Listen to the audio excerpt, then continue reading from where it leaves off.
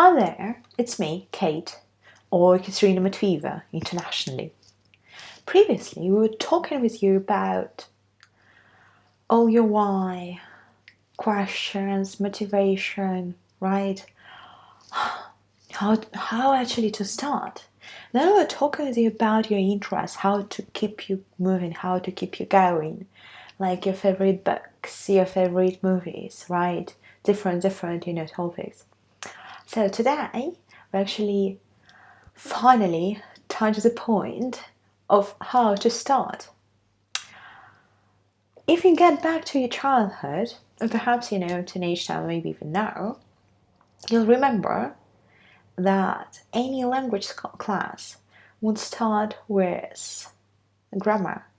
Today we're going to talk about the verb or the noun, and then quite often after this type of lessons, new students would come up to me and say, "Oh, where are we going to start our course? When is our first grammar lesson?" And you're like, "Wait a minute. No, I've been there myself. I remember it really, really well, how I had to study all the time grammar, then how at the beginning I was also teaching just grammar and finding out that actually by teaching just grammar, people wouldn't speak at all. And I couldn't at all. And just, reading all over again, let's say, all these passages, topics, text wouldn't help to learn more because the language was quite outdated. We had to memorize it, to cram it, right, and tell it by heart, and also keep the grammar constructions.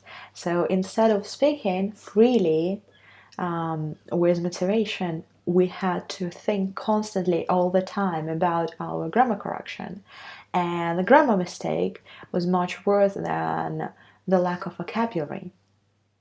And I believe this is awful, right? Because generations of people have grown up with this steady,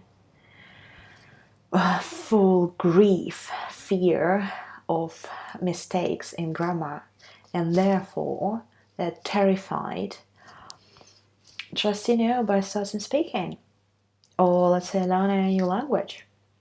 That's where we start today. So if you're on your own or if you're with your tutor, then you need to get it really clear. Everything starts with words, and you don't start from complete zero.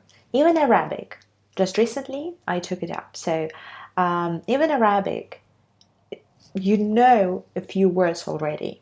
Even Chinese, even Japanese, you know a few words already because they're all mixed up in different languages, and you can find some international words or English words in these languages. So when you start with words, and definitely you start with phrases, because if you learn words on its own, you won't be able to make connections first. I mean, probably they will be in your passive memory, but it won't help you in your active dialogue. So you definitely need the context, you need the phrase. And then with the grammar, imagining that it's like a carcass, right? So this is a construction for the building. Right, you need to kind of try, to build it up to some level. However, it's not the main part. You need to fill it in with the content, and the content is your vocabulary and the ability to express yourself, your opinion, argument, or beliefs, in this language. So definitely you start with words, you start with vocabulary. And as I already mentioned, it's really good if you start with your interests. Even talking about yourself, talking about your activities, your hobbies, perfect. And try to keep it all in the present tense.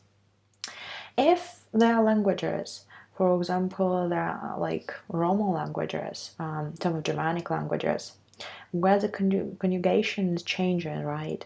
So it's not English where all the time I would say, I do, I like, I want, and I don't have to change anything from the dictionary form.